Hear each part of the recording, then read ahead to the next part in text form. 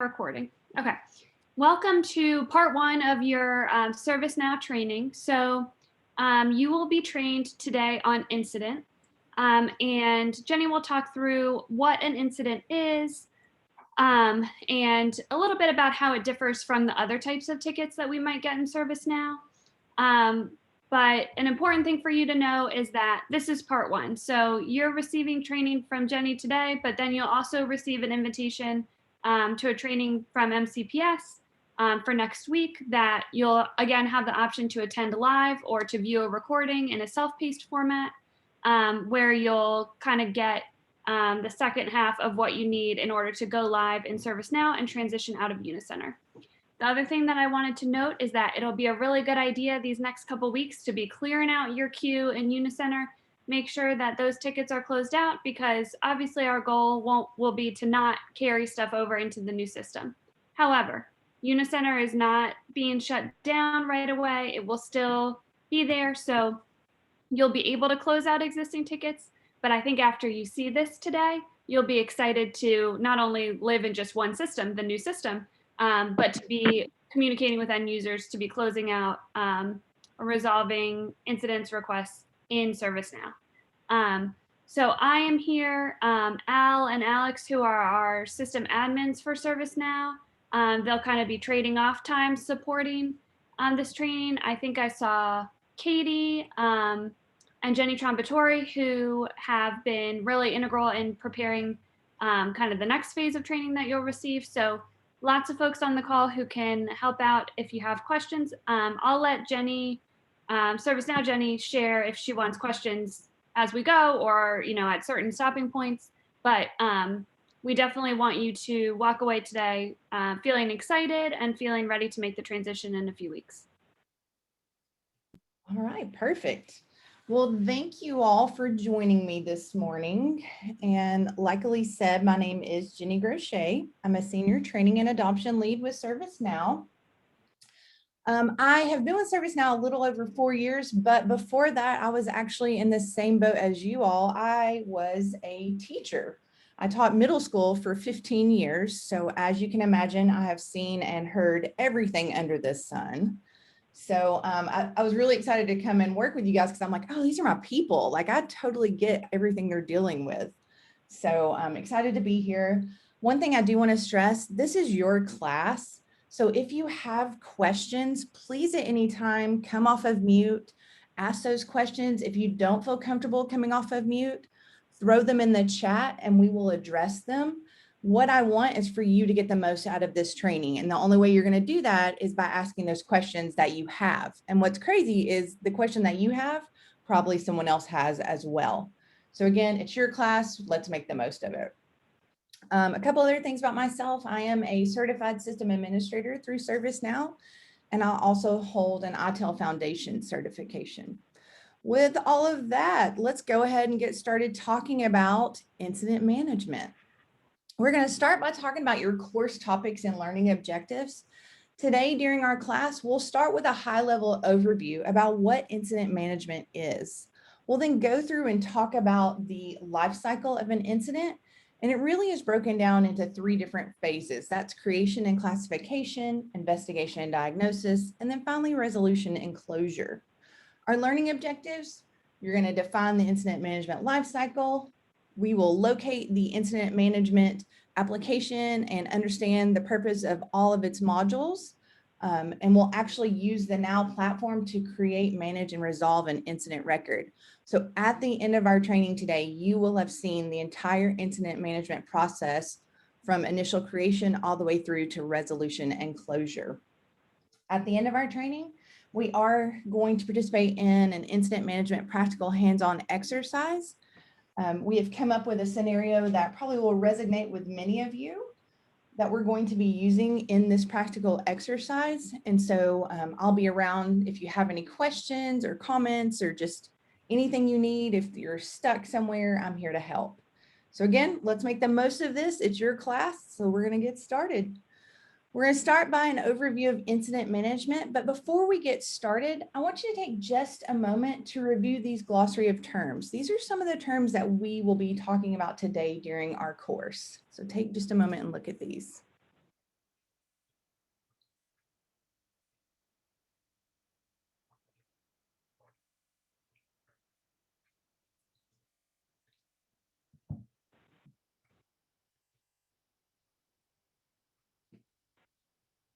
All right, you may hear me say something today like SLA, and an SLA is just a service level agreement. We'll talk about what an SLA is and how it is impacted by an incident as we're moving through our training today. So again, some of these terms, you'll hear these acronyms or the full term listed out. So let's start by talking about what incident management is. Basically, it's an unplanned interruption to IT service or the quality of service.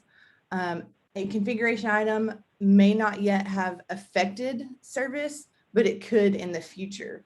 Basically, we want to look at things that take place or events that take place that have not yet affected our service to the customer, but might. Our goal of incident management, we want to ensure the best possible levels of service quality and availability are maintained throughout the process. We definitely want to respond and resolve these issues as quickly as possible. And that's where we'll get into talking about those service level agreements. And we want to minimize the impact on the business and operations. So that's kind of like what incident management is, but I want to take it a step further. And I want to talk about the difference between incident management and request management. So when we talk about incident management, it's similar to something is broken or it's about to break. When we talk about request management, this is where you need help or you want something. So the difference is one of them is it's broken or it's about to break. The other one is I want or need something. So that's the difference between these two terms that we'll be discussing today during our course. So Jenny, if I can just real quick, because this is all new for us right now, kind of everything comes in the same way. Okay. So we're focused, guys, today on incident, which is like Jenny said, something's broken. So it might be, I'm unable to access this account. I'm unable, this piece of hardware has damage to it. Whereas request would be, I need access to this application. I need to be connected to a printer. I need something. So the request training will come later, how to fulfill an ask or a need. And today we're focused on just something's broken. I can't do something I need to do because it's not working. Great, thank you so much. So let's talk about the incident lifecycle overview. We start with creation and classification. And this is where we create a new incident or we locate an incident record that has already been created. We're then going to go in and complete and classify with as many details as possible. And then we'll either assign it to ourselves or we'll reassign to another group or individual. When we move into investigation and diagnosis, this is where we're going to locate that incident record that we either created or someone else created. We'll take ownership and assign it. We'll diagnose the symptoms of our incident record. We'll investigate it and update our incident activity. If we need to, we will reassign it for additional support. And then we want to monitor the progress of our incident through to resolution. And then finally, during resolution and closure, this is where we restore that service to our customer. We obviously are documenting what we're doing throughout this process. So we're going to update the incident activity record. We'll communicate resolution to our customer. And one thing to be aware of is that your incident closes automatically after 5 business days if there are no issues. So it moves to a final state of resolved before it moves to closed. It will stay in resolved state for 5 business days. If the individual comes back and never comes back and doesn't say anything, then after 5 business days, it automatically moves to a closed state. Any questions just so far about this high level overview? We are going to go in and talk about each one of these independently as well. I have a question. This is Sadia. So you're saying that if for 5 days no one responds, it moves to the next state, resolved or closed. Can that be increased? Like, can the number of days be increased? Can that be adjusted? That would be something that a system administrator would have to agree to. So right now you all have it set up that it's 5 business days. Okay. Great question. Any other questions for me about any of these different phases throughout the life cycle before we jump in and talk about them? Sadia, just so we're we're all on the same page. So it's after you say that you've resolved it, then they have 5 days to accept or reject your resolution. So you have more time than that to resolve the ticket. They just But- have 5 days to accept or reject what you did. Okay. Great question. Thank you for clarifying that, Elise. I guess I didn't understand the question. All right, moving on, we're going to talk about creation and classification. During this phase of our incident lifecycle, one thing to be aware of is that all of your incidents start in a new state. The activities involved during creation and classification, this is where we either detect or report the issue. We'll create the incident record in the Now platform. We'll go in and we'll classify it and provide initial support if appropriate. We're also going to categorize it and prioritize it, and then we will assign it. So what I want to do first is I want to talk about the number of ways that we can create an incident. As an analyst, you can use the incident application to create an incident record, and I'll show you how to do that. But your end users also have the ability to use your service portal, email chat, or walk up to the help desk in order to have an incident submitted on their behalf. So what I want to do is I'm actually going to jump over for just a moment, and I want to demo kind of what this looks like. So right now, I am in as myself, and I just want to refresh this to make sure everything's good.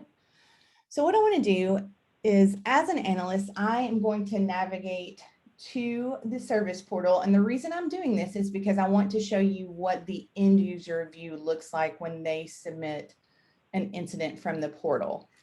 So I'm going to navigate using service portal.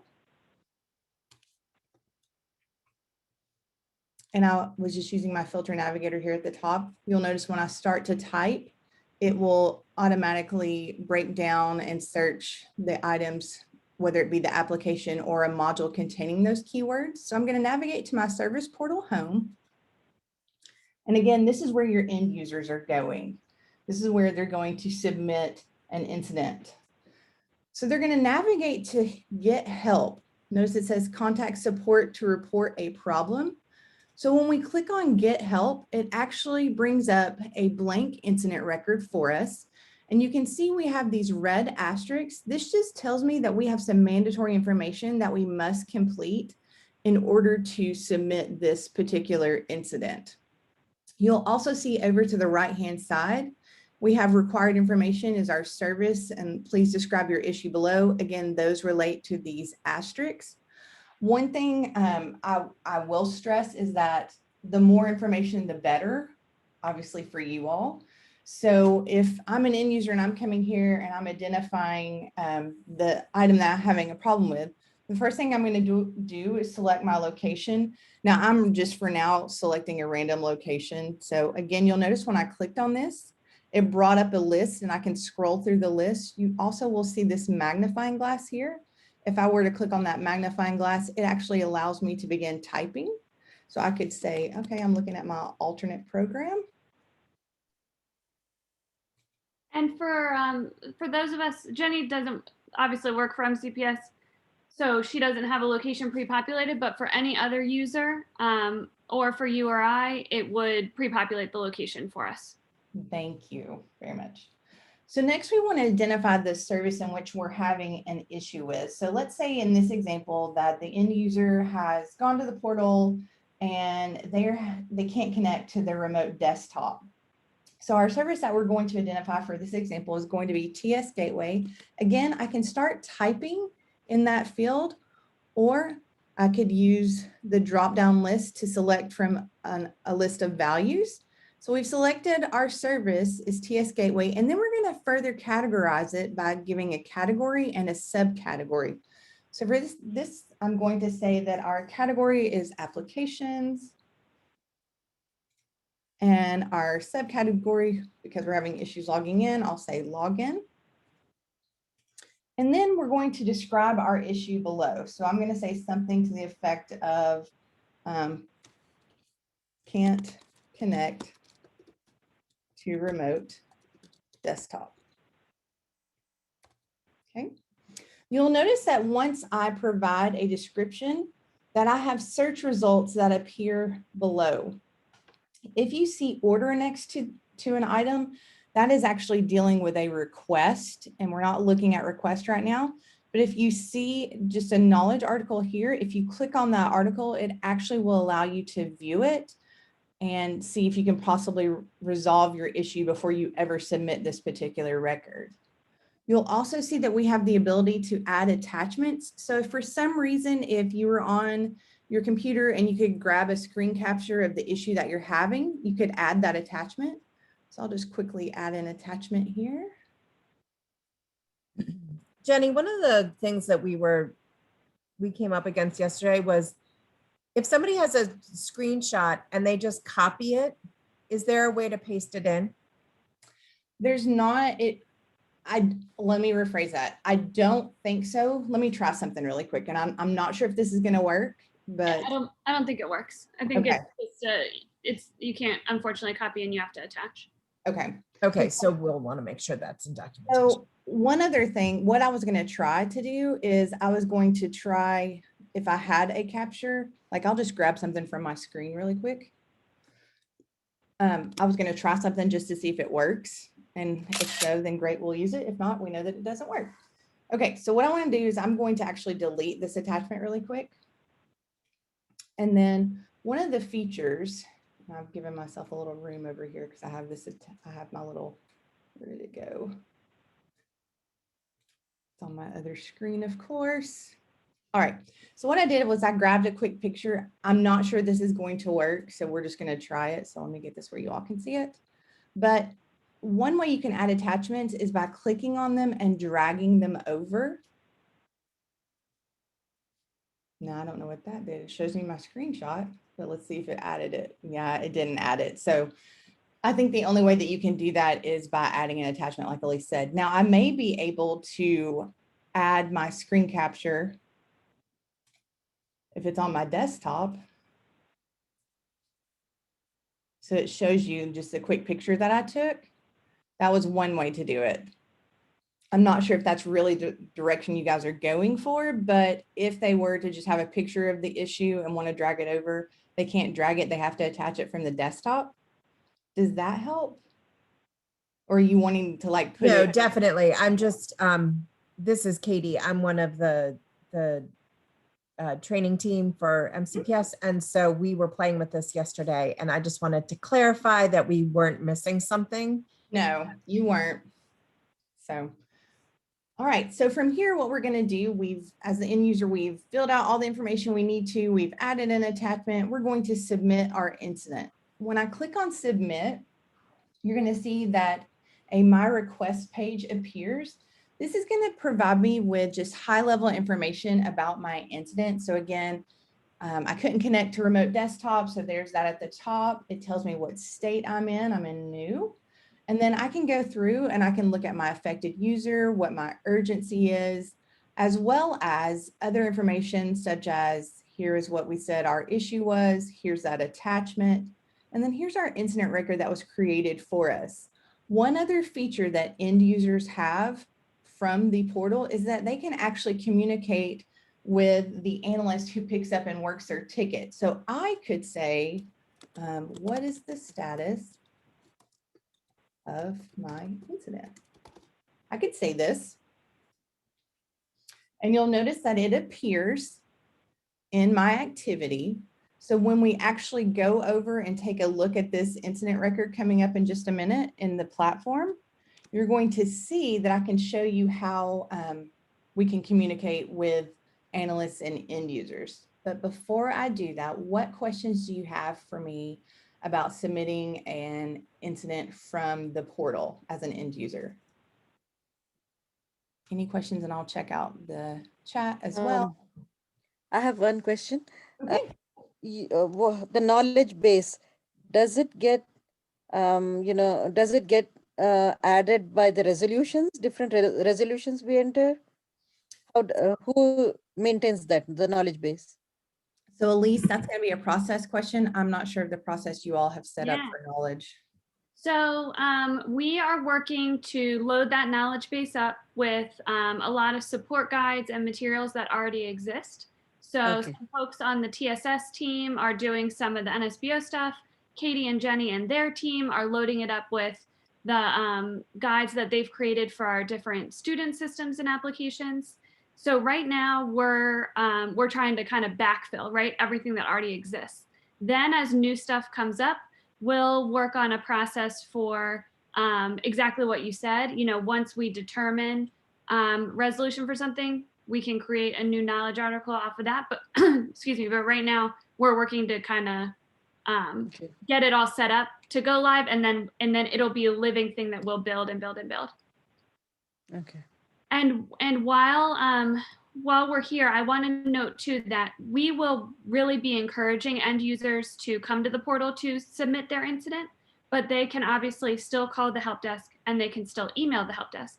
But what you see here is that they have a chance to add that attachment, do some data validation with the service. So we'd love for them to go here, but you know, next week, some people are back in buildings. It's a crazy time. If they, for now, email or call the help desk, that's totally fine. Hey, Elise, this is Pete. I have a quick question. So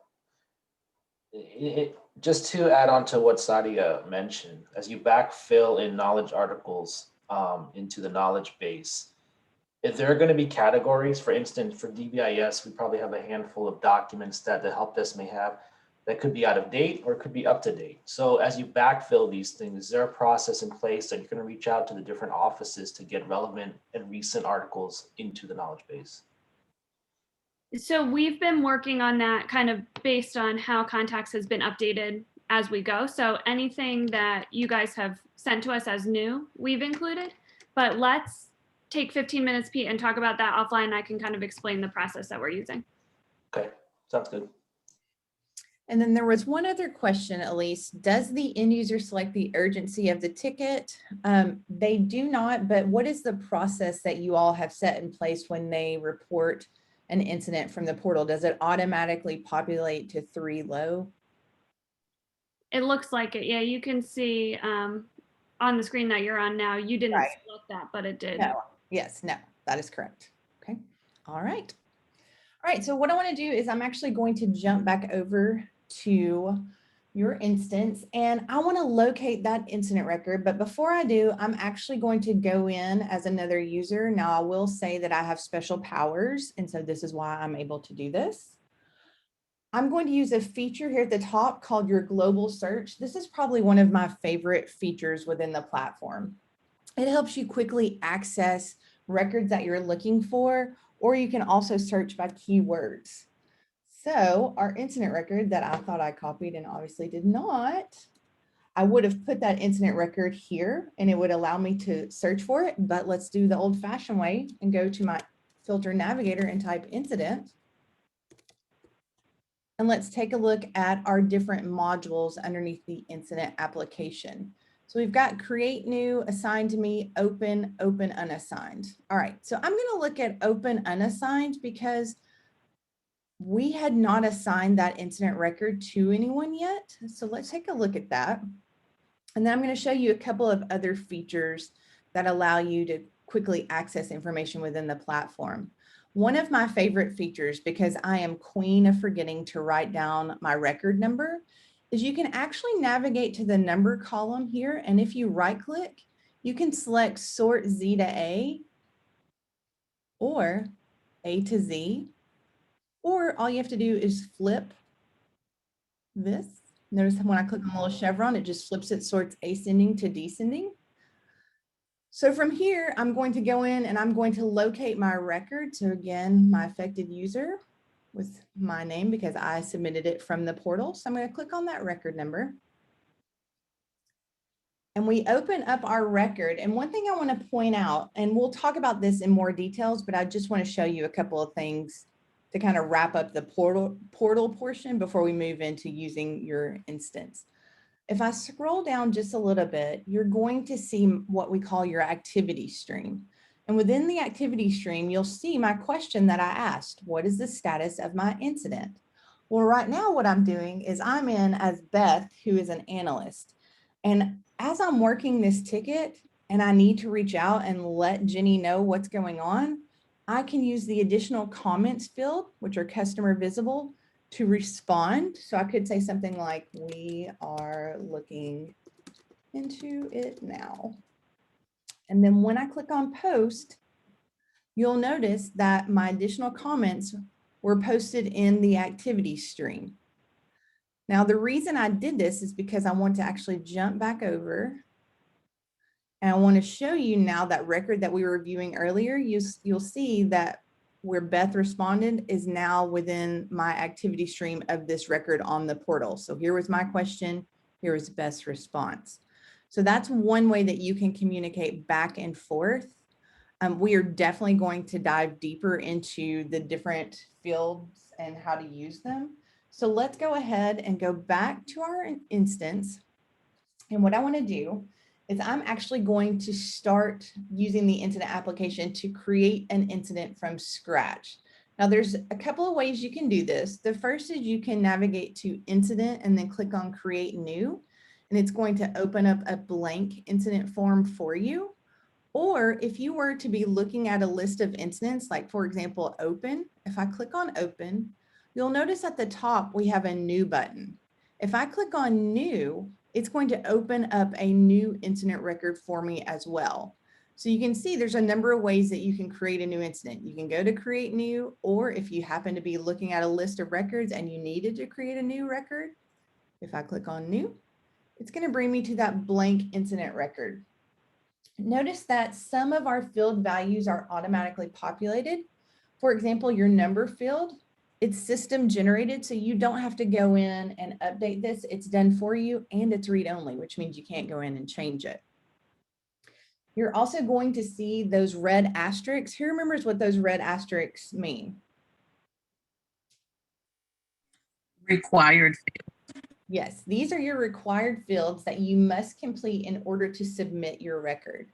So I'm in as my analyst, Beth, and what's going to happen is I have got to figure out who my affected user is. So I have a couple of ways that I can search for my affected user. The first way is by typing in last name, comma, first name, or you can also search by email address. So you'll see as I clicked on this field that it shows your recent selections. The reason it does this is because the system figures out like values that you tend to use most recently or that you've most recently used, and it keeps them populated for you so you can easily select them. If you are unsure of the user's or the affected user's name, you can navigate to the magnifying glass and click on it, and you can see that you can look up based on the users. You all have 275,000 users plus. So I would definitely suggest either typing in by last name, first name, or by email address. So for this, I'm going to select Felice as our example.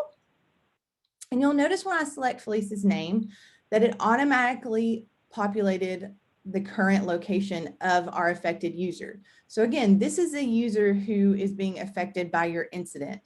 Notice that reported by is not mandatory, but this is basically the individual who is reporting it.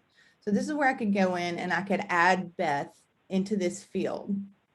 You'll now see the callback number.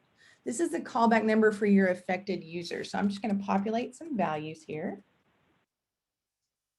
And then we're going to move on to our service field. This is the service that we are having issues with. Now, again, our scenario was that the analyst was unable to connect to remote desktop. So our service that we're going to use for this example is going to be TS Gateway. And you'll see that I can either type it in that field or I could have used the magnifying glass to look it up. And then from here, what we're going to do is we're going to further categorize it. But before we jump into that, I see we have a couple of questions in the chat, so I want to address those. One of them, does the incident activities have security settings? For instance, as a user, they may not need to see all the back and forth between technicians. So one thing that we'll get into in just a minute, Pete, is that we'll talk about the difference between work notes and additional comments, and I'll explain to you the difference between those and how you can actually add specific users to your work notes or your additional comments list.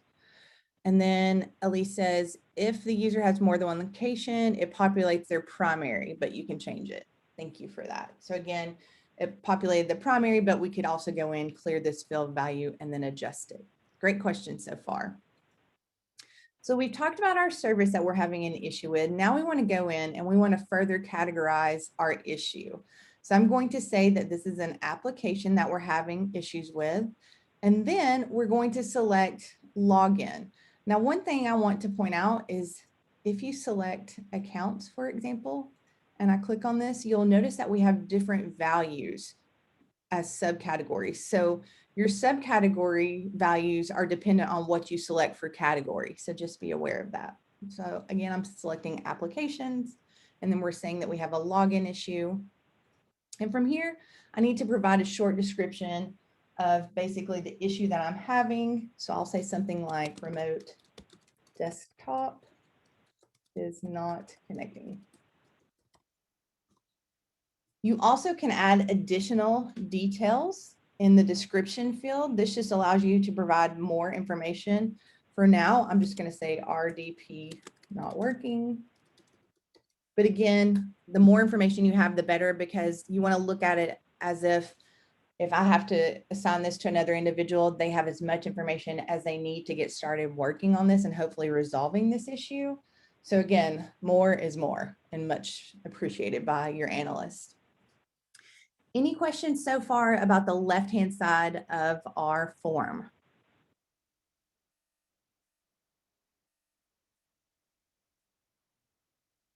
All right, so we're going to move over to the right-hand side.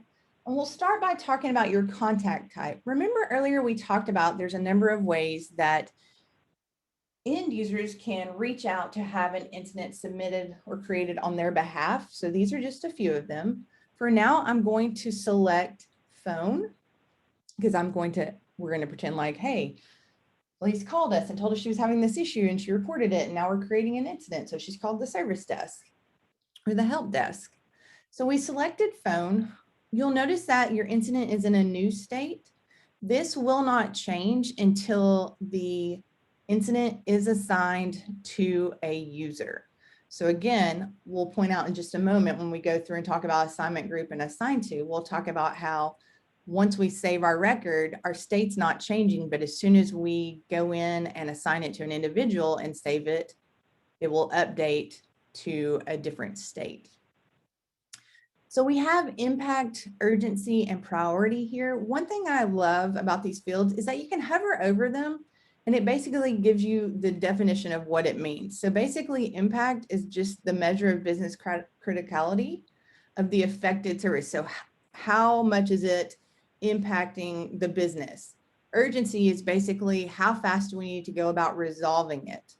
Your priority is updated automatically based on your values that you select for impact and urgency. So you'll notice if I were to say, okay, this is affecting me, the urgency to get it fixed, we'll say it's medium. You'll notice that our priority automatically updated to 3 moderate. Again, you can go in and change these values. Elise, is there any guidance you would like to provide to them about how you would like for them to use the impact and urgency fields in order to populate a priority? So currently you guys know that if you're creating the incident in our current system on behalf of the user, you're just choosing priority, right? It's not a matrix like this. But I think using those little pop-ups that Jenny showed will help you. Just think critically about what is the impact? Is it impacting just one person? Is it impacting a whole school?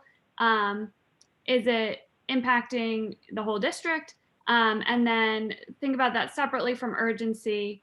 Is this job critical? Can they not do their job until this is resolved? Or is it something, where there's a known workaround that you can note back to them, or something that, doesn't need to be solved for a week, for some reason. You will then see that the priority will change and you'll kind of start to learn, what drives what. And we have a question in the chat, Elise, that says, what if we have a high impact EMR ticket and have to manually notify a different team? Will we use additional assignee? That's a good question, Maria. I think we'll utilize some of the out of the box notifications, but then I'll let Jenny dig into more about what that additional assignee list does, and we'll be able to see if that's a match too. Okay, perfect. So one thing to just kind of talk about that point really quick is if you assign it to an assignment group, so let's say that I select the service desk and I've gone in and my record's saved and I need to actually assign it to someone else, all you have to do is clear this out and then you can reassign it to another group. So that's one way to assign it to a different group. That's one way to use that. I haven't saved this record yet because I wanted to continue talking about additional features, but once I save it, I can demo that again. But again, for now, we have selected the assignment group that is going to be working through this record. We're going to leave assigned to how it is for now, because I want to show you a couple of other features within the platform. And let's talk about the additional assignee list. So let's say that after the record's been saved, I have an assigned to user that I've selected, and maybe I need to add additional users to this to be viewing it and working it. Maybe it is that I need another one of my team members because I'm going to be out on PTO for whatever reason, and I need them to kind of check on it and make sure everything is going the way it's supposed to be. Or maybe I need my manager to just be up to date on the life of this record and what's going on. So the way that you add additional assignees, there's two ways to do this. The first is to click on the little add me. I think this looks like a hanger with a plus sign, but you can add yourself to the additional assignee list. I'm going to give you a scenario of why you might do this. Maybe you end up having to assign this to a different group, but you kind of want to see how it all played out and know what's going on with this record. You could add yourself. So you'll notice when I click on the little hanger with the plus sign, it adds me, the current logged in user. Now, what if I accidentally added myself and I really wanted to add someone else? You can click on this lock. You can select that user that you added. When you click on the X, you're going to remove the selected user, and then all you have to do is lock it back. So you'll notice we're back to our lock and our add me option. Now, if I don't want to add myself, but I do want to add another user or assignee, I can click on the lock. I can start by typing their name in this field, or I could look up users using a list. Again, you all have a lot of users, so it's probably easier to just go in and type names. So for example, I'll type my name. So I added myself to the additional assignee list, and then I can go in and I can lock it back. One thing to be aware of is that you can also enter in email addresses. So maybe they, for whatever reason, aren't in your system and you need to add their email address. You can do that right here in this field. So I'm going to lock it back, and you can see that now on the additional assignee list that my name is added. That means when any notifications go out, I will also receive them as well, as far as updates to this particular record. And we'll talk about what those look like in just a moment. So for now, in our scenario, we have had our end user call us, and we have gone in and we've created their incident record, but we're still working through it. So you'll notice as I scroll down that we're going to see related search results. If you aren't able to see it, it probably looks like this. All you have to do is click on it again, and it will display all of your different knowledge search results. Now, if you see order next to an item, that means that it is a request. So again, you're not able, that doesn't relate to an incident. That is relating to a request that you all will talk about in the near future. But if you click on this article, and I don't want to do this because I haven't saved my record, but if I were to click on this, I could actually go in, if my record is saved, and view this knowledge article and see if there's information that helps me go about resolving this ticket before we ever work through the entire life cycle of this record. So any questions? One thing to be aware of also is that the related search results are related to your short description. So whatever you type in your short description field helps look through your knowledge base for answers. So just be aware of that. What questions do you all have so far about related search results or about any of the fields up top on our form so far? Or just any burning questions that you have? One quick Hi, question. Jenny. This is Vince. How you doing? Good. Question: If you don't see in your view all the fields like I'm saying on your shared screen, is that just a view setting to bring them up? Like you're showing contact type, state, impact, and I'm only saying like maybe open and close and urgency. I'm not seeing the same fields. So it is a view. I'm going to save this record because if I lose this, I would have to start over. So let me just save this really quick. And then I can show you actually how to fix that. So, and just one other thing I'll show you while we're here. When I'm on a record and I want to be able to access it quickly, I can actually add it as a favorite. If I click on the record and drag it over to my filter navigator area and drop it, you'll notice that if I click on my little star, there is the record that I just created. So it's a way for me to quickly access that record if I'm having to kind of go back and forth and switch. So the reason I did it is because it was totally about me not losing it. So I wanted to make sure I could quickly access it again. So I just clicked and drug it over, and then it now appears under favorites. One thing to be aware of, you can remove this from your favorites just by clicking on that little minus sign. And you're back to where you started. So I'm going to go ahead and save it as a favorite again, just in case. But let me show you how to adjust your view.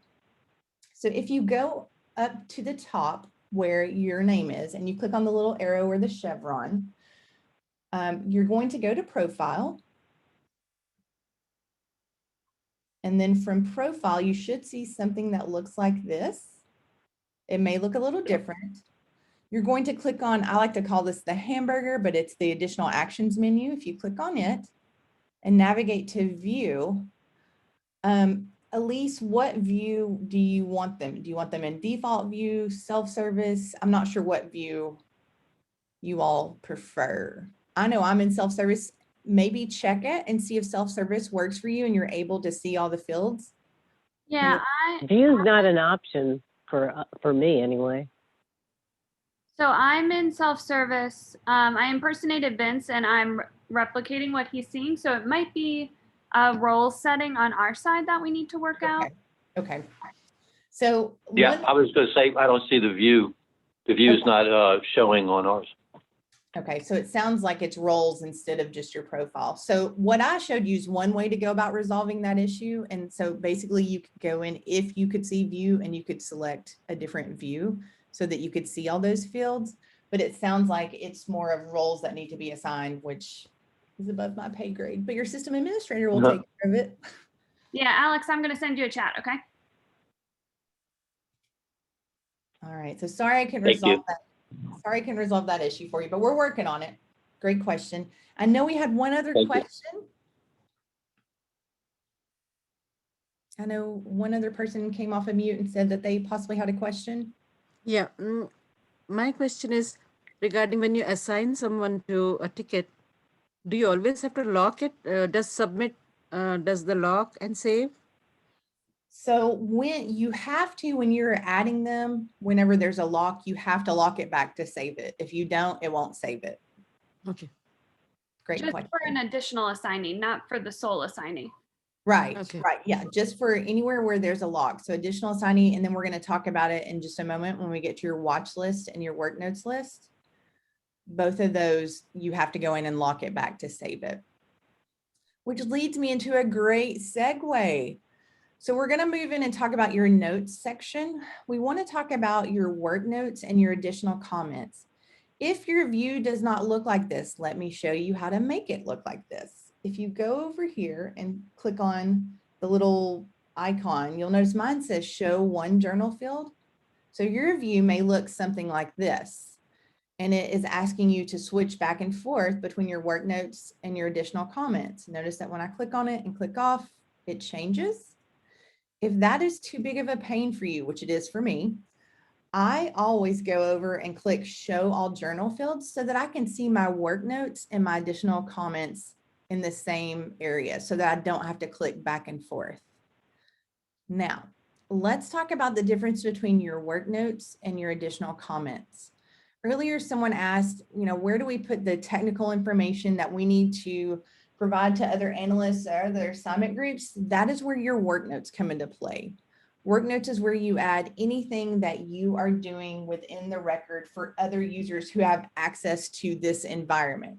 So that can be other users in your assignment group. It could be other users in another assignment group. It could be your managers. This is where you add those notes. One thing to be aware of is that additional comments, I love that they have customer visible in parentheses. These go out to your affected users. So whatever you put in the additional comments field is emailed out to your affected user. You do not have the ability to delete these. So be aware that as you're going in and typing information, pay close attention to which field you're using. Again, I think they've done a good job with having customer visible here and here so that you're aware that anything that is put here goes to that affected user. Now, let's talk about what watch list and work notes list refers to. For your watch list, it actually refers to interested users. So interested users who are interested in things that you are saying to the customer. It may be that your manager just wants more information about how you're communicating with this customer because it has been a major issue. So we can go in and we can unlock that. We can add a manager. So I'm just going to add myself and I can lock it back. Again, we have the ability to add email addresses as well as adding or removing multiple users as well. So for now, I'm just going to leave it as myself.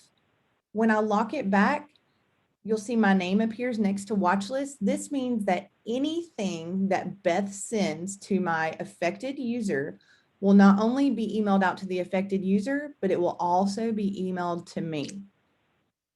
Any questions about additional comments or your watch list feature?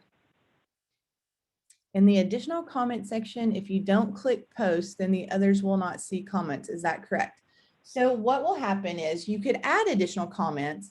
They're not going to see it until you either click post or you save your record. So you can save your record. This is just a little shortcut. If you go up to the top in the banner right here, if you right click, you can select save.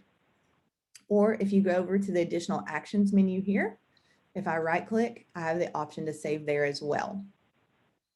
So again, if you don't click post, then it does not appear until the record is saved or submitted or updated.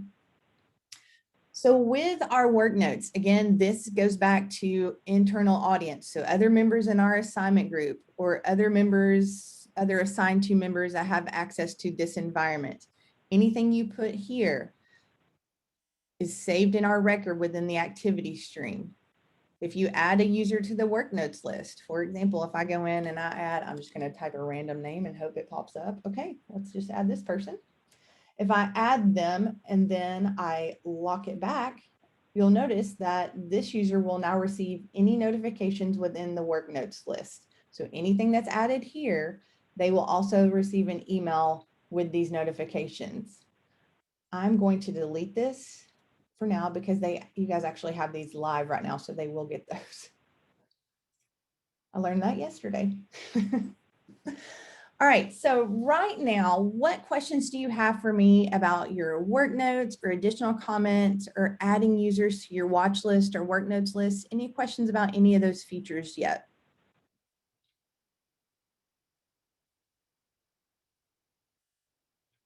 All right, well, one other thing I want to point out really quickly is that you're going to see the activities section. This is what we call your activity stream. It is basically the heartbeat of your record. So everything that takes place in the record is documented here. You'll also see that it tells you that this incident has been assigned to a particular assignment group. We can go in and we can actually view those email details. So again, we could see what that email looks like. For now, I'm not going to delve deeper into that. But what I will do is I want to show you the difference between save and update. So earlier we saved our record because we wanted to make sure we didn't lose it, first of all, because we were trying to troubleshoot some things.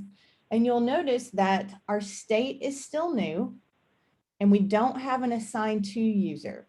So if I scroll down to the bottom of my record, notice under your task SLAs, we have an SLA called response. You'll see that it is in progress right now. And it's based on the amount of time you all have set for a non-critical incident.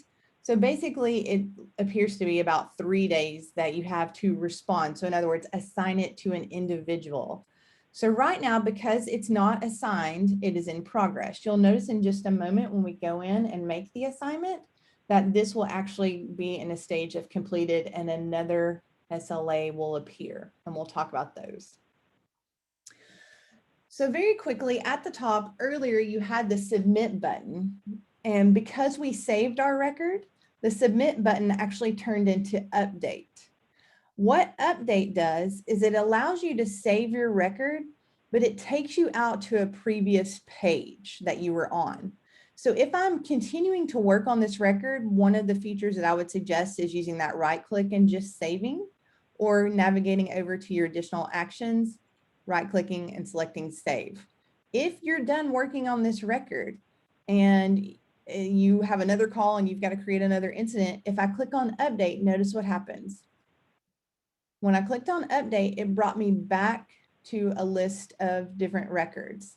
Now from here, my issue is that I need to locate this particular record. Now it hasn't been assigned to me, but it has been assigned to a group that I'm a member of.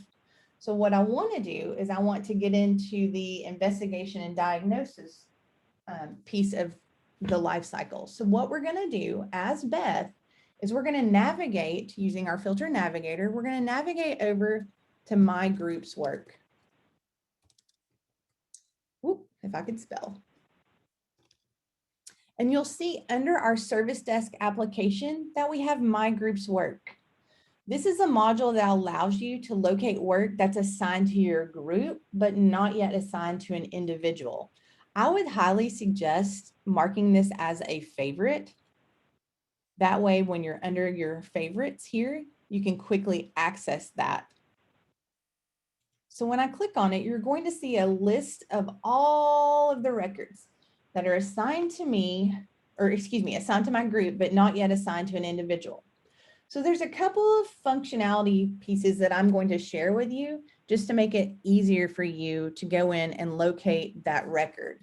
The first thing is over here by task type, you'll see that we have catalog task and we have incident task. What I want to do is I want to go in and I actually want to remove all of my catalog tasks. Now, before we do this, do I have anyone who does not have the task type column, and I can show you how to add it?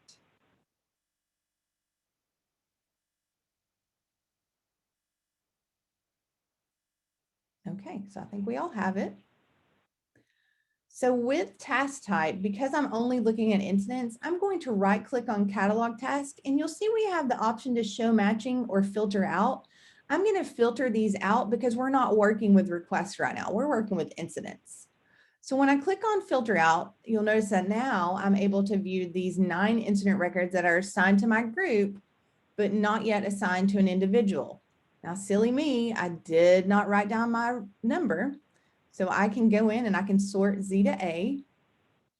Oh, it was already sorted, sorry. Or I could click on my chevron to sort ascending or descending. And then I'm going to click on this record. I'm hoping this one's mine. It is not mine. So let me find mine because I don't want to work on someone else's record. This is why I should have wrote it down. Okay, here's mine. All right. So here's this record. Notice it's still in a new state. So when I go in and as a member of the service desk, if I assign this record to myself and then I save it, you'll notice that my state has now adjusted to in progress. If I scroll down to the bottom of my record and I take a look at my task SLAs, you're going to see my response SLA has now been completed. The reason it's been completed is because we've assigned it to an individual.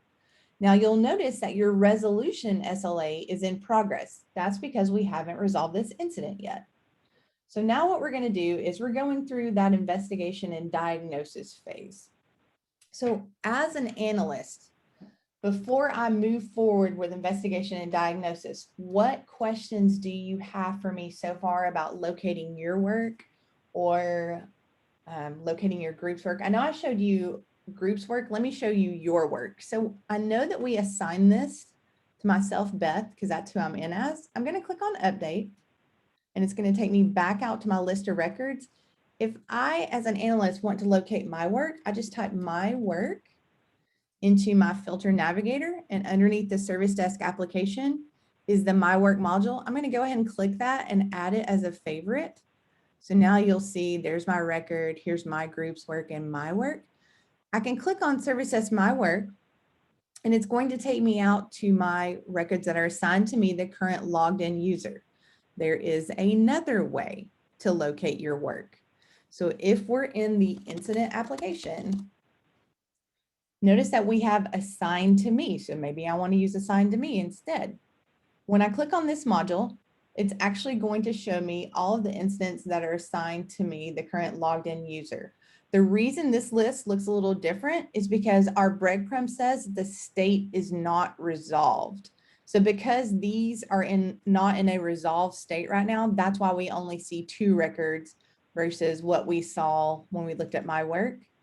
We saw more, but you'll see that we have 2 of these that are resolved, and our other one shows the records that are not resolved. So that's why we only saw these 2, the top and the bottom record. So what questions do you have for me about locating your work or your group's work? Jenny, I'm going to jump in real quick and just talk about SLAs. SLAs, I think it was on your vocab slide, but it still might be a new term to folks. Okay. So right now in Unicenter, you know that if a ticket is assigned to you and it's been open for 10 days, you get that email ping that says, hey, this ticket has been sitting in the open state for 10 days. Please attend to it. Maybe that never happens to you, but it definitely has happened to me. That email is tied to an SLA that's set up right now in Unicenter. So we're carrying that over to ServiceNow. What we've done is set up a response SLA and a resolution SLA. So what that means is when the incident is assigned to you, that kicks off the response SLA. Yeah, if you want to show it, and it's looking for you to respond by either changing the state to in progress, adding a work note, adding a comment, something that means that you've acknowledged I'm on it, right? And if you don't do that, it'll ping you and remind you like, hey, this ticket is waiting for your response. Once you do that update, which might be 30 seconds after you get the assignment notification, it might be a day, 2 days, that will kick off the resolution SLA. And then that's looking for you, just like now, to have resolved that ticket for within 10 days. If at 10 days, just like now, it hasn't happened, you'll get a ping. If you change that state to in progress or on hold, that pauses the SLA. So you're not going to keep getting pinged when you've told the system, hey, I'm working on it. But those are set up. And we did make a little bit of a tighter SLA for tickets that are identified as critical. So for those, we're looking for a faster response for someone to acknowledge, yeah, I'm working on it, but then you still have time, obviously, for resolution, because just because it's an emergency doesn't mean it's a quick fix. You might still need several days to resolve it, but we do look for in the system that response that says, hey, I'm on it, and that's any update to the incident, whether it's change in state, whether it's a work note, whether it's a comment, anything that changes, that covers that response SLA. That will save you the reminder. But if you don't get to it, all you get is the reminder. You're not in trouble. Nothing bad happens. You just get a little nudge.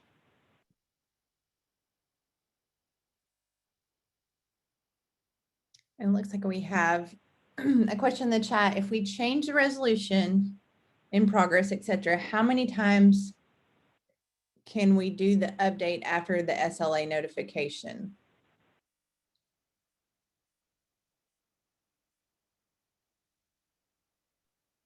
Cynthia, could you tell me a little bit more about your question? I'm not sure I'm with you quite yet.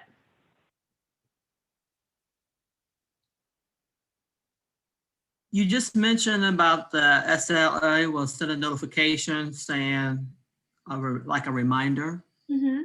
So, and we go in and put in changes in progress. Uh-huh.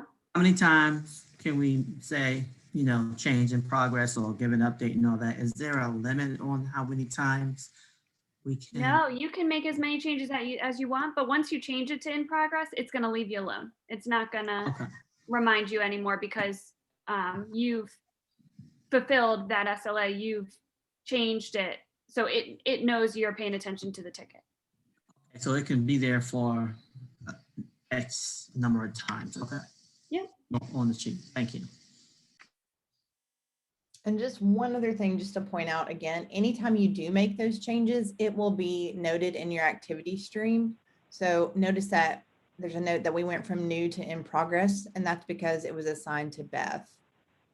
So again, if we go in and we change a state or add work notes or anything like that, that's when you're going to continue to see that activity stream update and this number of activities grow. So that leads me to a great transition. So we've added a user to the watch list. I showed you how to add a user to the work notes list, but let's go in and let's add some work notes and some additional comments. So from now, work notes again are for your internal audience. So other analysts who could possibly view this ticket or be working on this ticket. So it may be that I want to say something about, you know, upon review of this laptop, it appeared the affected user's remote desktop had not updated to the latest version or something like that. So what you want to do in your work notes, and I'm not going to type all that out right now, but that was just kind of an example, is you want to give as many details as possible. So I'm just going to say as many details. And the reason why is because you want to have another analyst look, if they look at this record and they know everything that you have done in order to work through this issue with this record. Again, in order to save it, we can click on post. You'll notice that it automatically saves in our activity stream. So again, this is just our details of what we've done working on this record. Again, additional comments, that's where you can go in and communicate to the end user. So again, if I wanted to say, we are currently working on your issue.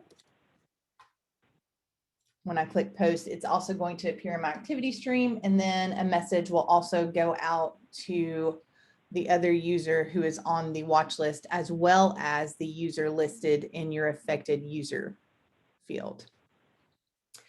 So as an analyst, I've gone through, I've added some work notes, I've added some additional comments, I've saved it, but I'm starting to get lots of phone calls and I'm hearing that the same issue is happening to multiple users.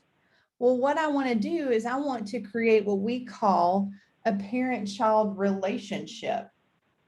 And the way that we can do this is we can relate one incident record to many.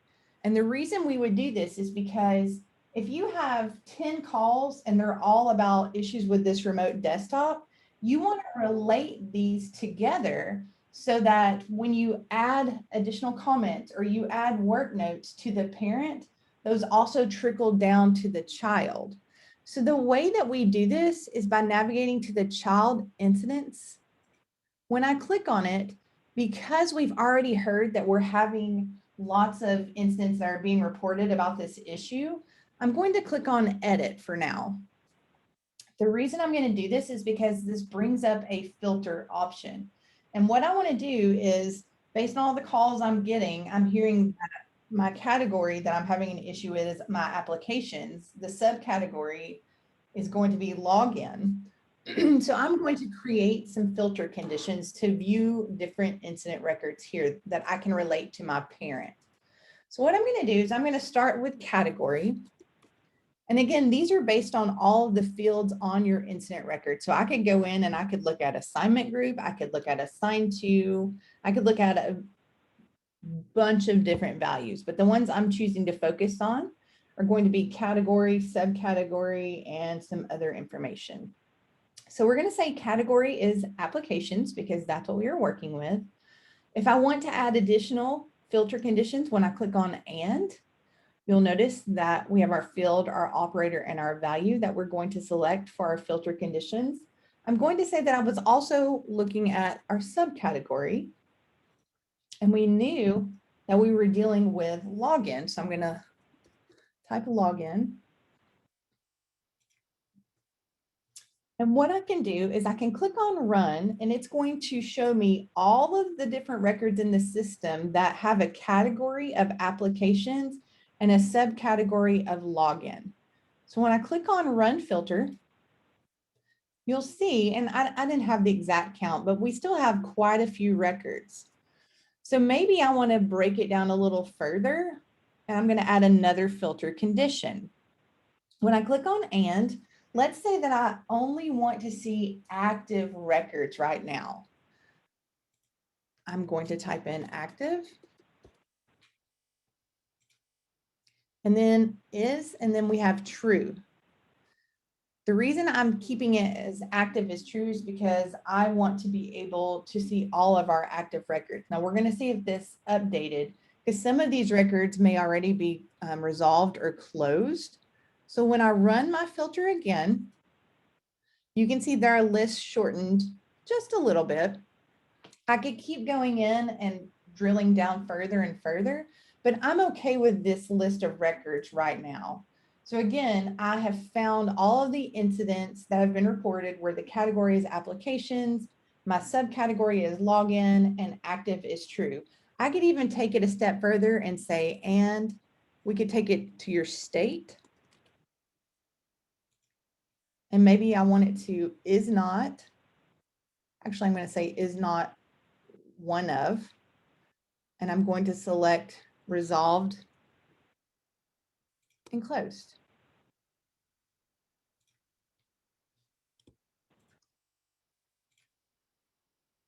And we'll see if that helped me any. It's not letting me select both of them.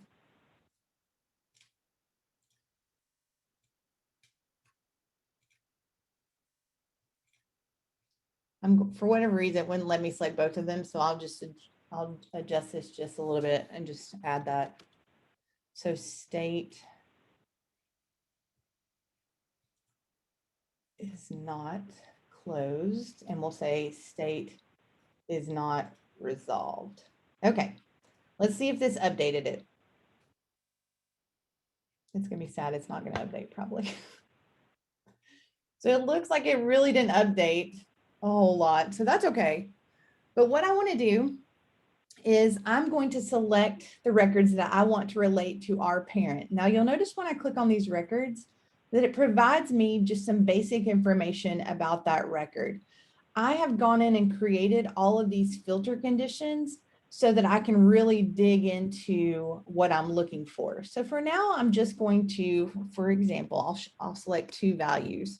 When I can click on them singularly, or I can double click, and you'll see when I double click, it moves them over for me.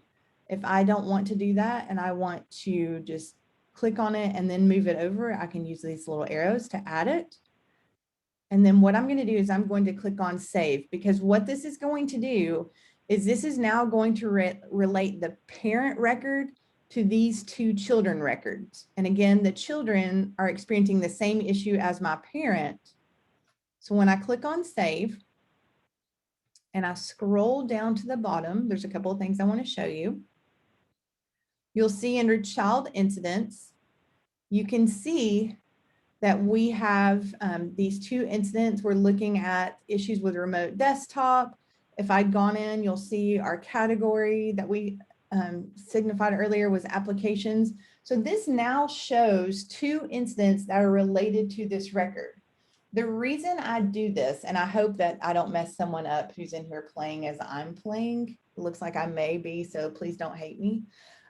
What this will do is it will allow me to actually communicate from the parent to the child. So any work note that I add at the parent level is actually copied down to the child level. So let me just show you what that looks like, and then I'm going to take some questions. I'll say test parent work note.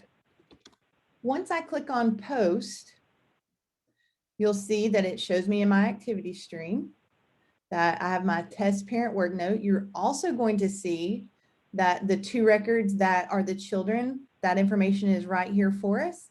But if I scroll down to the very bottom and I click on my incident record, my child incident record, and I navigate to the notes tab and click on it, notice that those work notes that I just typed on my parent are now visible on the child record, and it'll tell you work note copied from the parent incident. Now, one thing to be aware of, you cannot add notes at the child level and it be copied to the parent. It's from the parent down. What questions do you have for me about creating a parent-child relationship or adding work notes? So if we add additional comments like customer visible, it'll work the same way. If we put it under the parent ticket, it'll trickle down to the child tickets as well. Absolutely. Okay. Great question. One other thing to point out to you all, we know that this is a child. We know because it says right here, you know, work note was copied from the parent. If I need to go back to that parent record, if I click on related records here, you'll see that we have a parent incident field and it has a value in it. That tells me that this is the parent and these other records are the children of it. So I can click on this information icon, click on open record, and it actually takes me back to my original parent record. Again, if I scroll down, you're going to see my children. You'll also see that they are in a state of in progress. One thing I want to show you, we'll go back to that notes section for just a second and we'll just test additional comments. I know it works, but we'll just do it anyways. So I'm going to say test additional comments parent level. We've done that. Okay, let's just go back to check and verify. When I go back down to my children, notice again, there's your additional comments. Now, before I move on to resolving and closing an incident, are there any questions about creating parent-child relationships or how you might use them? Are there any questions about how to use the related record to get back to the parent? Do you all see how these could possibly be very useful if you have 100 of the same incident that's coming in, if you relate them? Yes, so we Absolutely. have a good chunk of our help desk team on the call today. They're kind of spread out across the 3 days, Jenny, but this is something that they really, really utilize now. Great. Yeah, it's an amazing feature. So now we've done our investigation and our diagnosis. We've added in our work notes. We've added in additional comments. We've gone through, we've created some parent-child relationships because we had multiple incidents reported about the same issue. So we wanted to relate them. And so now what we want to do is we want to go through and, you know, we think we have the fix to our problem. So we want to review and resolve our incident record. So the way we would do that is, I know that my record is already here on the screen for me, but again, if I wanted to navigate to Service Desk My Work or incident assigned to me, or if I'd saved it as a favorite, I could click on that record as well. So let me just do that. Notice it brings me back to my incident record. I'm still in a state of in progress. If I scroll down and take a look at my child incidents, you'll notice that they are still in progress as well. And my SLA, my response is completed, but my resolution is not, and that's because we have not resolved the issue yet. So we get a phone call from our end user and they're like, oh, you guys are amazing. You fixed my issue. So now what we're going to do is we're going to resolve this incident. There are two ways that you can do this. The first is you can go through and you can update your state using the drop down, but it's really easier just to click the resolve button in the form title bar. You'll notice that when you do this, you're going to see that you have some mandatory fields that must be completed. Now, as I'm looking at my record, I'm like, I don't see these. But as I scroll down just a little bit to that resolution information tab, you're going to see an asterisk. This tells me that there are some mandatory fields there that need to be completed. So what we're going to do is we're going to provide a resolution code. Let's say that we worked with them and we solved their issue permanently. And then we're going to provide some resolution notes. Now, I'm just going to be silly here and put some stuff in. But again, this is the steps you took in order to resolve the issue. I'm just going to say we are awesome. And then from here, what I can do is I can save my record. You'll notice that my state has updated to resolved. So let's go down and let's take a look at our SLA. Notice that your resolution SLA has now been completed. It's in a stage of complete. So that's because we've gone in and we have resolved our incident. And then let's take a look at those child incidents. When I click on child incidents, notice that they're also in a state of resolved. Now, I told you that everything copied down from the parent to the child. So if I go back into this child record and I take a look at my resolution information tab, notice that the information that I provided on the parent has already been copied to the child as well, and that this is in a resolved state.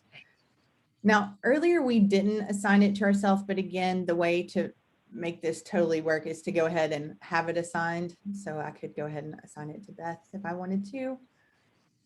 But again, notice that my state is now in a state of resolved. So I'm going to navigate back to my parent and just see what questions you all have for me. One thing to be aware of is that it will stay in this resolved state and will close in 5 business days. What other questions do you have for me, possibly about resolving it, or about your child incidents and what happens with them, or your SLAs? Any questions about any of that? Jenny, do you want to show them how back in the service portal, is this the ticket that you would be able to show them how the end user could go ahead and close it out themselves?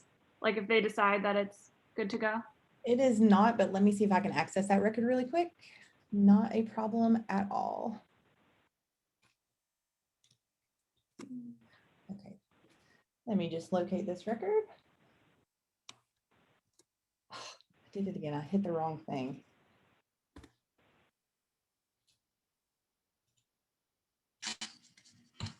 Okay, so let me go through and resolve this record really quick, and then yes,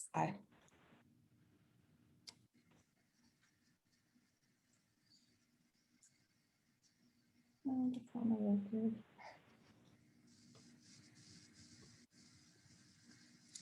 Okay, so here's our record that we were working on in the portal. We're going to go ahead and just quickly assign it to an individual.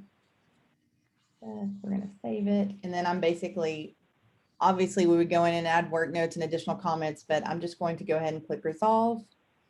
I'm going to add my resolution information. Permanently resolve. Okay, so it now says that it's resolved. So if I go back to my record here, it says it's in the state of resolved. Let me just refresh this just to make sure. So I think what's going to happen, I'm not seeing, and I could be wrong, I'm not seeing that there's where we accept or reject. I also will say it may take a few minutes for that to populate based on the system, but there may be an email that they receive. And I'm not sure if I have access to view your emails, but let me. Yeah, they definitely will receive an email, but I was expecting for them to be able to change, like in the drop down, change it. So, But maybe that's just before it's resolved. If they no longer need the help, they can change it to closed. so they can't change, for now, it just stays in resolved. And it will stay there for 5 business days. They can't go in and tell it to close. But I do want to go back to this record because I want to look and see, I want to look at the notifications for this record. So give me just 1 second.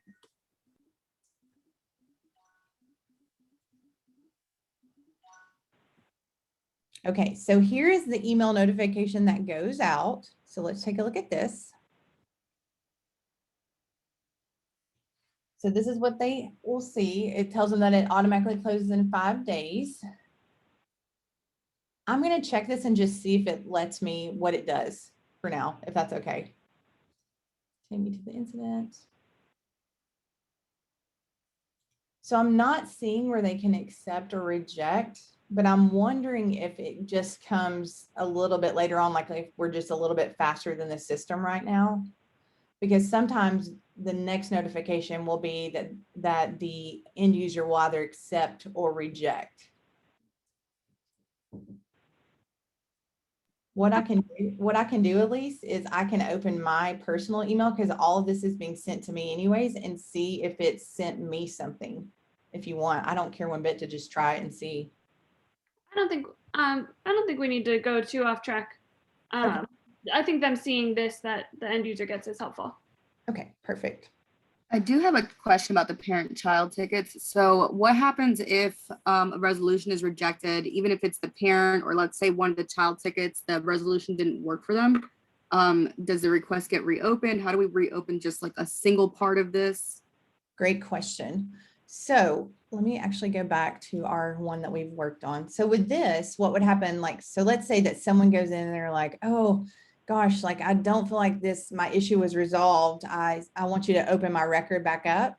So I want to show you at the child level first, just so we can go from the bottom up to show you the difference. So in this incident record, I can go in and I can change my state to in progress and click on save. You'll notice that it's moved that incident record back to in progress. When I click on update, notice that my parent stays in resolved because you can't do anything from the child up. It all has to happen from the parent down. So let me just show this. So let's go back. Now we can still go in and work on this record, but it's really now just an individual record, not a parent-child relationship. So what I'm going to do is I'm going to put this back to resolve for now. Okay, let me add some notes.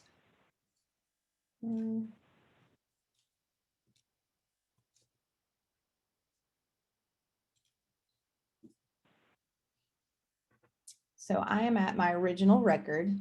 When I go in and I change it to in progress and save it, you'll see our state updated to in progress. If I scroll down to my parent-child, my child records, they are now in progress as well. Did that answer your question? Yes, and then just a different scenario, just thinking of what we've had come through in the past. So what if it's just the parent record that was rejected, but the child ones were okay? So it's just that single parent that needs to be reopened. Is there a way to do that? I would think that you would have to remove these child records from this. And the way that you could do that is just by going into edit, and you could remove them. So click on both of them, move them over and save, and they're now gone. Notice that they're not there anymore. Perfect, thank you. Yes, no problem. Great questions. I'll move this back to resolved.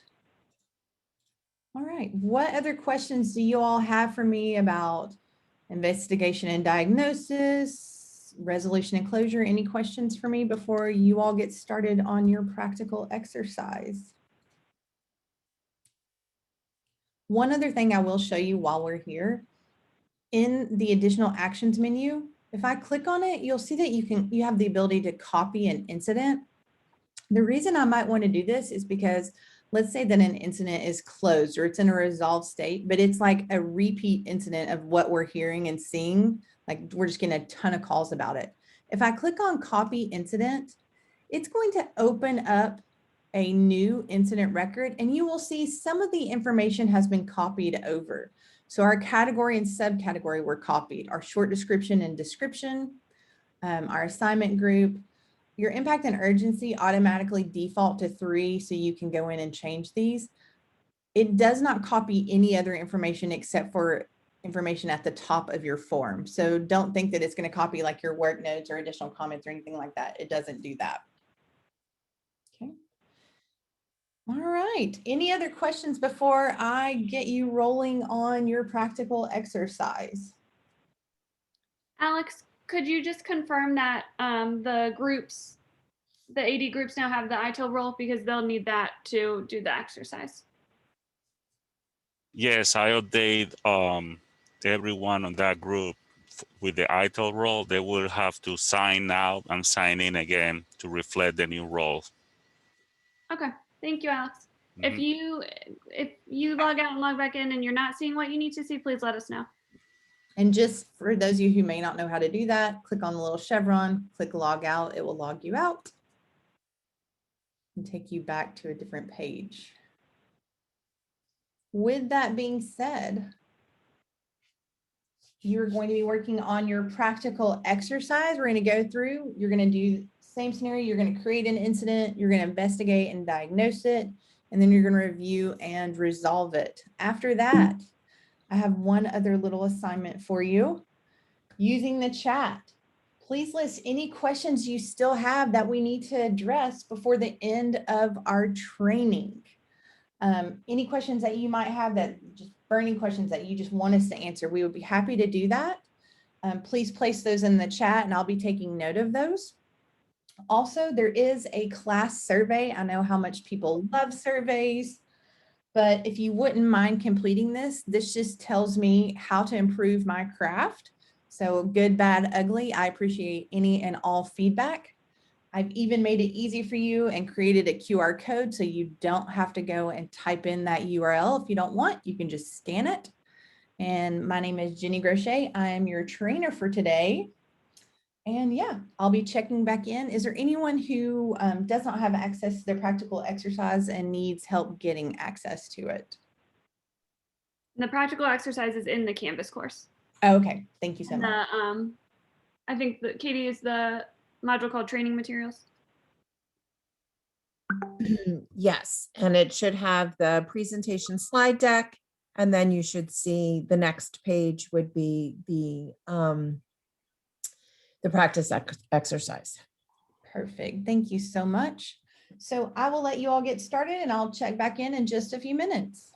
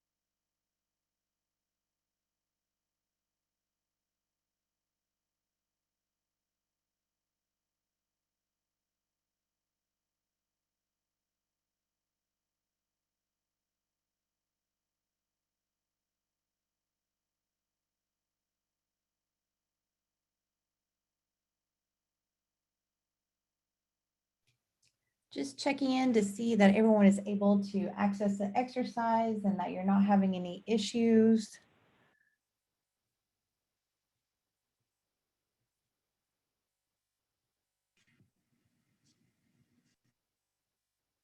All right, I'll check on you guys in just a few minutes. Don't forget, if you finish up that exercise, that there is, burning questions, put them in the chat so we can answer them. And then definitely, if you don't care, take the survey. It looks like Dawn is having an issue, at least accessing the exercise. Can you help her with that? Hey, Don, do you mind coming off mute and letting me know where you're getting stuck? Yep.